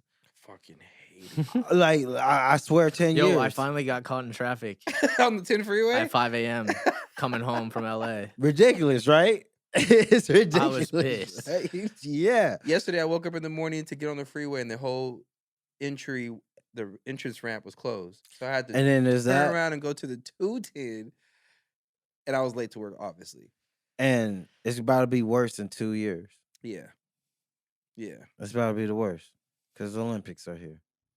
Yeah, that's going to be fucking insane when the Olympics are out here. I don't know why cities keep bidding on the Olympics. It destroys the infrastructure once they leave. What infrastructure? It destroys roads. That was a joke. I was on fire, but he was. You right. Ready to attack. Go back. I was. I'm rapping, nigga. I'm rapping. That was nigga. But no, it does though. It tanks the economy. Like LA's gonna be in debt. We're not even finished with the roads or the railways, and it's supposed to be done before the Olympics. That's in like. And you would just think it's not even done. It's nowhere near done. The amount of marijuana consumers and plants or production facilities would help with the debt in LA and the roads and all that type of shit. Let's go back to why it should be a red state. We have all these taxes in the state and it don't contribute to nothing. I mean, I go to a dispo that doesn't even charge tax, so like I can see why it's not. But they get charged tax. Derbs, you're not special. We're talking about the state. But you may not be charged tax. That's just like a kind of like a sales tactic to get you to buy it. But they are getting charged tax. They're still getting on everything they're selling. They have to. Yeah, it's the only way they're open. Tax. But they'll tell you, hey, you don't get charged tax. Everybody pays now. Yeah. They might have supplemented the tax and the price. Yeah, that part. They might have added a little bit. You gotta think about the weed that they might have got by the poundage might have dropped to about $8 to $9 per gram level, where they're charging you $20, where they could incorporate the tax and plus still hit their profit margin. Mm-hmm. Don't ever let these niggas sell you shit. Yeah. I don't. Hey Tony, you're not my friend. Give me the weed. Take this. You want this hype? No, bitch. This one. I know what I want. You ain't gonna sell me shit. But again, why do we got all this gas tax, water tax, sales tax, marijuana tax, and the freeway tax with the toll roads, which they swore was going to bring down the cost of gas and road costs. It didn't. They brought back, so the cannabis was supposed to do that. I've seen so many Steezy popping. Stizzy is popping. It's popping in Pomona. It's right in my hood. It makes me feel safe to want to buy property in my hood, because now I see the property value is about to appreciate. Yeah. And right now, Pomona homes ain't shit. And I might have a $5 million home in about 10 years. Seeing how shit is developing. But it's like, if all these businesses popping, California had what? We regained the surplus that we lost during pandemic. I think we're back up about another $3 to $4 billion. Derbs, check our surplus, but we're back up. I believe that because Newsom was bragging about that. So if that's true, if we have this surplus, and if we're starting to get our gas from Venezuela, why is our shit at damn near $6 and $5 now? And we're already paying the gas tax and road tax for that gas to get transferred over here from Venezuela to be cheaper. It's not being adjusted. Nothing's being adjusted to how it should be. If we're already paying the business and sales tax, which Republicans in this state constantly complain about, is so high, and they're really ganking them. Why is why my why won't my Medicare take care of more stuff? Like, that's why, like, we got a challenge. That's why, no, it's not boring. You got to see what they charging you for, because they'll overcharge you. Yeah. And then in California, whenever we ask, where did the money go? They can never tell us. Nah, they're throwing Ellen DeGeneres. They can never tell you to get entertained. They can never tell you where the money went, how the money was spent, and how the money that they've been taxing us made things better. They never can. Every year, I read the reports. Right? I'm boring like that. but well, I'm like, oh. Do we have a surplus? Surplus was like, I'm gonna be real. I don't even know how to look it up. Just look for a California surplus of 2022. California surplus of 2022. But we got it back because the pandemic jacked us up. Everybody was down on Newsom, but now we're backed up. We're back again. And another reason why I'm talking about this, because it's been 2 years. And I know people keep forgetting this. It's primaries. It's time for them to be reelected. Yeah. It's time for new laws to come into effect, or old laws to go out of play. And this happens every 2 years, and we're back at it. So that means Biden don't really give a fuck right now. He knows by the end of this year, he got to get something major crushed, or he's not getting reelected. So don't listen to anything he say. Okay, so the original forecast was 45.7 billion surplus. Oh, that was bigger than what I just said. We got 45.7 billion surplus. And then the analyst's office said it could exceed the estimate by 6 billion. But recently they just upped that 6 billion to 23 billion. So we're talking about roughly $68 billion of a surplus. Now, for a surplus, what we're saying is dollar. What we're saying is the cap, the California budget is here. It's been met. and it's surplus to 65. This is why we gotta know this stuff. So why is our gas so much? Why is rent going up? Why is my Medicare don't cover shit? Why they stop the stimulus? Why they stop? It don't make sense now, huh? You want to know, huh? Man, me too. That's why it's not boring. No, because JOK was going to listen back to this and he's going to come back to me. Yeah, but it's not just him, I'm telling you. It's everyone I ever try to tell. And the reason why I started All Black is like, we have to pay attention because they're telling you in this law how they're going to put the dick in your ass. Boom. And you're going to vote yes. And then 3 years later, you can be like, is there a dick in my ass? I'm like, this nigga nutted. Am I bleeding? he done busted 4 nuts. That's why. Let's transition to somebody else getting a dick in the ass. That part. Juicy Smollett. I love that. Juicy Smollett. Juicy Smollett. The one time he wish he did it. So this has been a 3-year saga. I think it's been 3 years. It's been about that. And it's finally come to a resolution. If y'all don't remember, Juicy Smollett definitely faked a hate crime. Now that it's been found, he fabricated what the hell of a hate crime. He put a noose around his neck, said MAGA, 2 people from MAGA beat him up and jumped him.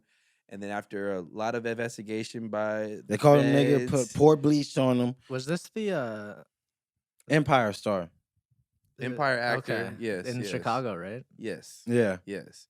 So recently, after that whole hubbub, it's finally come to a conclusion that he will be serving 150 days in jail, which is a couple months, about 4 months, 5 months. That ain't shit.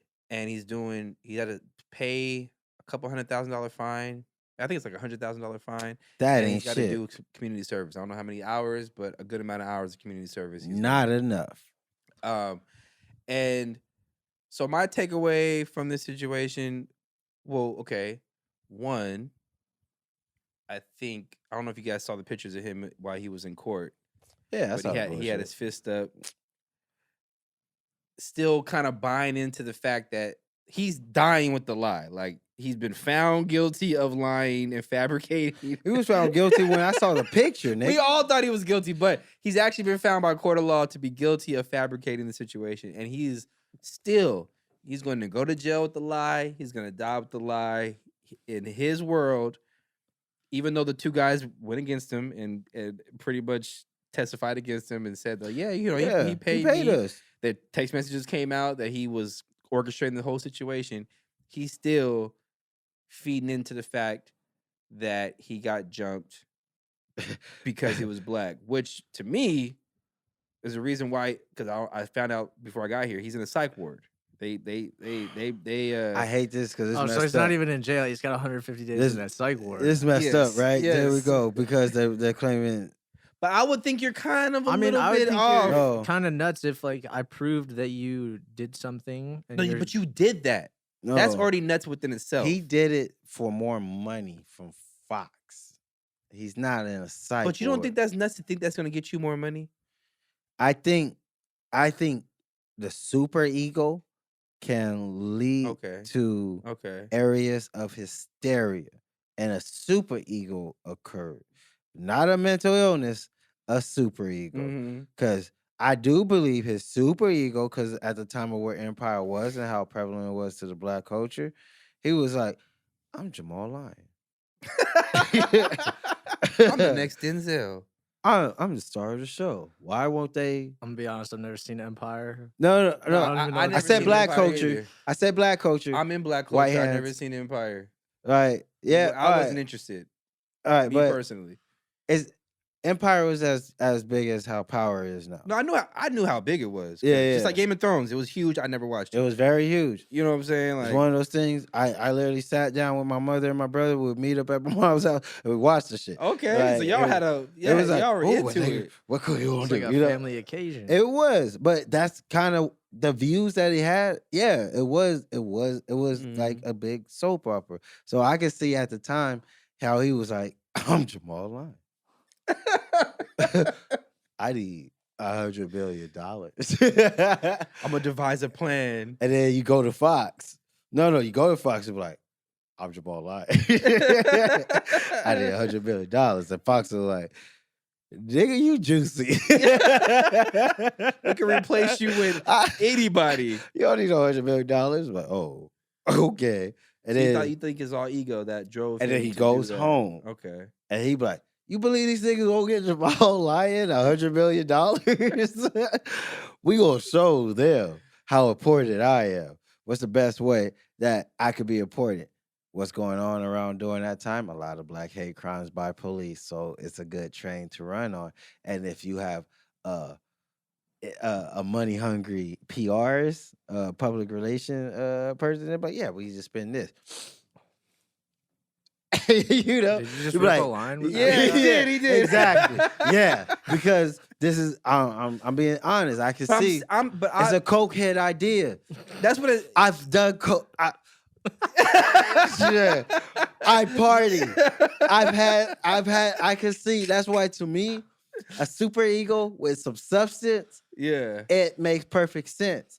And then this is how he got hit. He was like, all right, so this is what we gonna do, right? We're gonna call over, you know, we need somebody who's gonna really do some damage. I got 2 traitors. All right, so you got pulled up over. They're gonna hit you in the face. Not really hard, right? Nah, man, they gonna hit you really hard. They're gonna just it's gonna hit you. But they gotta make a damage mark, all right? You know, And we're gonna get a noose. and then we're gonna get a noose. No. So they hit him, right? And then, so when they hit him, they better make that scar. He was like, I don't like this. And so, all right, so that's not gonna work. Let's say they put a noose on you. All right, but a noose isn't enough. They threw bleach on you. Yeah, and they had MAGA hats. Because if you listen to the story, it's only the most kooky mania idea. That's what I'm saying. Like I can't connect the dots, but I can. If connects you- all the dots. To me.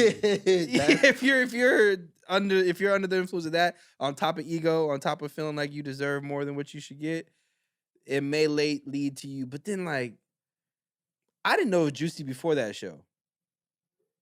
Did you know? I guess Mighty Ducks. Mighty Ducks. What was he? The Puck? That's his thing. That's his thing. He was on Mighty Ducks. That's his original. He was an original Mighty Ducks. He was Old Boy's brother on the side.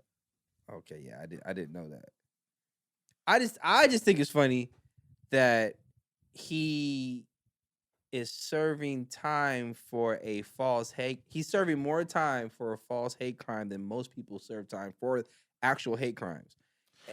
Yeah, but I think it's pretty crazy that he. And I'm looking forward to the stories I hear while he's in jail because he's gonna come up with some other shit. Bruh, I ain't got no sympathy for him. First of all, I need a public apology. I need an apology from Steve Harvey. I need an apology from every celebrity that stood behind him because they act like they didn't say stand by Juicy. Everybody need to be held accountable by this, especially him. Especially him. No, I agree with that. He has a lot of apologizing to do, and the people that supported him, who not only supported him, but literally attacked the people who had questions about the situation, attacked the people who thought he was lying. There's plenty of people who were out there. He gave several speeches. Yeah. No, that nigga said he was a gay Tupac. I would never forget that, and I'm super. He said, why won't the gay community step up? He said he was a gay Tupac. Okay, so yeah, so this is how we're gonna do that. So, Derbs, I don't know if you ever played baseball. You look like a baseball person. Nah, No? T-ball, baby T-ball. So, we're gonna come up with signs because the 3-minute mark, really? But the note he put on the phone, and we had to read it. I'm not mad at that. I'm mad at the 3-minute mark. Like, nigga, there was 20 minutes. There was 30 minutes. There was like, he was like, look, Bob about to go off. We got 3 minutes. So what y'all gonna do? Wrap it up. Well, but I always appreciate you though. 100%. 100%. I can change the card if you guys want to keep going. We'll probably go for like another 10 minutes. So, nah, let's wrap this. Okay. Let's wrap this. That's fine. Well, in wrap, I just want to say. I'm sorry. Did you? No. The last thing I really wanted to say was Tom Brady just coming back. Just came back. I knew he was. He unretired. He's coming back to the Buccaneers. Happened today. He's unretiring, coming back to the Buccaneers. That part. But I think I just have a weird. My man's retired for 4 months. No, for 4 weeks. 4 weeks? 4 weeks. Yeah. It's been about 4 or 5 weeks. Super Bowl was what? The Super Bowl like 4 weeks ago. Yeah. But the middle or he middle wasn't even February. retired. Yeah. And honestly, the brother looked good. He looked too good to retire. Yeah. He looked like he's still healthy, and he doesn't look like it hurts for him to walk. See, I think he's watching LeBron James do what he's doing at 37. That part. And seeing LeBron, because here's the thing, like when you're dead and gone, the only thing that you have when you're that level is your statistics and accolades. And I think Tom knows. Oh, my man is the greatest football player of all time. But here's the thing. I hate to half of his career was he's just trying to make it harder for other people to surpass. That's what you want. That's what I'm saying. That's what you want. That's what I'm saying. You don't want your record. He sees where the NFL's going, where you got these mid-tier quarterbacks passing for 4,000, 5,000 yards because it's a passing league. Yeah. So how do I really set myself apart and push myself to a point to where when I do get my records broken at some point, it's that much of a milestone. Because he just broke Drew Brees' record. Yeah. Drew Brees had it for a year. And Drew Brees just retired the year before last. And he was 40 at the end. He was 40. Tom Brady has the fact that longevity on his side to where, just like LeBron, if I can keep pushing these stats, pushing them, I'm going to be solidified for 50, 60, and shout out to the years. Patriots. He never took a big hit. Well, he took one big hit and tore his ACL. The one time Matt Castle got a chance, and where is he at now? He's always had an immaculate line. Yes. Yeah. Yes. Yeah. But also immaculate pocket presence. If you watch him, he's not sitting back there tapping the ball. He's like, he knows where he's going. Yeah. 3-step drop, get the ball out of my hand. Yeah. I'm not going to take a hit. I'm not going to sit here and try to go for something deep. If it's open, I'm throwing it. And that is, people want to say maybe he's not the most talented like Aaron Rodgers, or he doesn't have the cerebral like Peyton Manning. But as a quarterback, he's the best quarterback for being able to orchestrate an offense and take what the offense gives me. I'm not going to take sacks. I'm not going to take punishment. And I'm going to move the chains 5 yards at a time. So shout out to the GOAT. He's back. He's back, y'all. Tom Brady is back, y'all. He's back to be a reaper. But here's my conspiracy real quick. He is going to ask for a trade, and he's going to get traded to the Niners. That's my conspiracy. I think he told the Buccaneers when he retired, hey, I'm going to retire. But then he's been talking to him like, y'all can get something for me if I come back. That part. So how about I come back? Because I can't see him staying with that team. The team doesn't really have a lot of weapons. They're losing a lot of players. Yeah. I don't think he gets along with Bruce Arians. Yeah. So I'm putting this conspiracy out there. I want to document it. So when it does happen, I look like a prophet. He is going to ask for a trade. He's going to the Niners. I'm going to hate that shit because I got Niner fans all around me. But I think he wants to play one last year in the Bay Area where he's from. Okay. So that's my conspiracy. That's my thought process. Let's see how that rock, though. I look forward to seeing the GOAT do his thing. Being alive during this time, during sports era, I've literally been able to see the greatest of the best do their things, from Jordan era to Kobe era, from fucking Dan Marino era to Wayne Brady.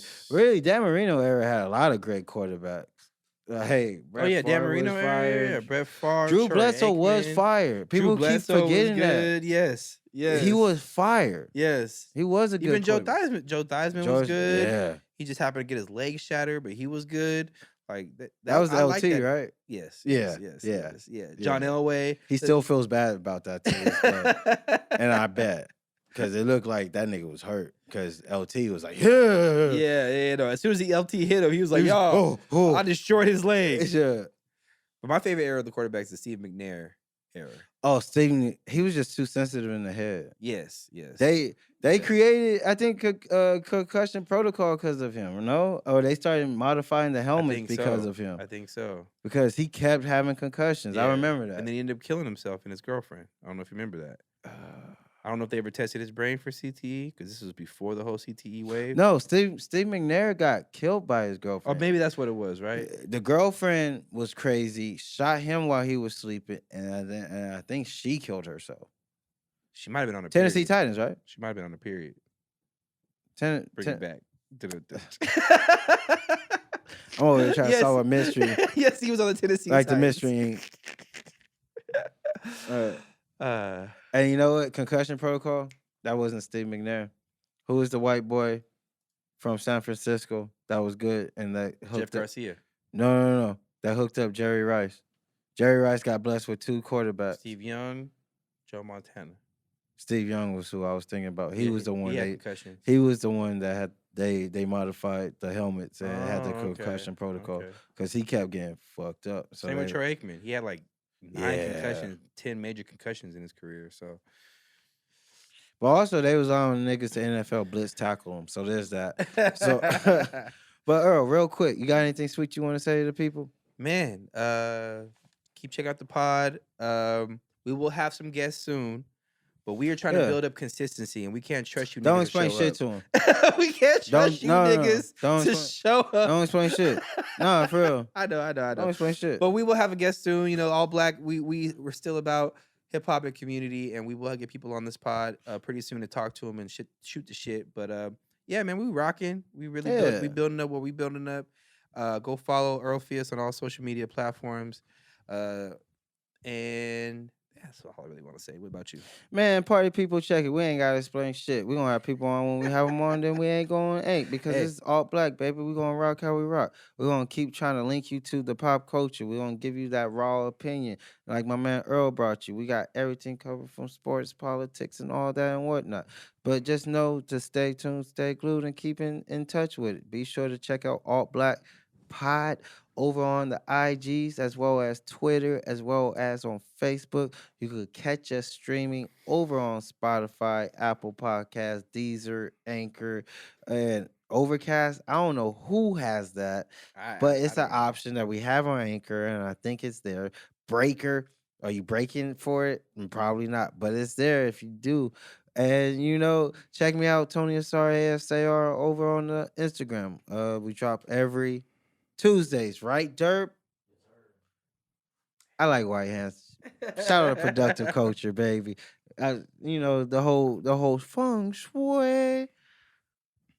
Without further ado, stay tuned, stay glued. Smoke a Dutch and read a book. Boomy.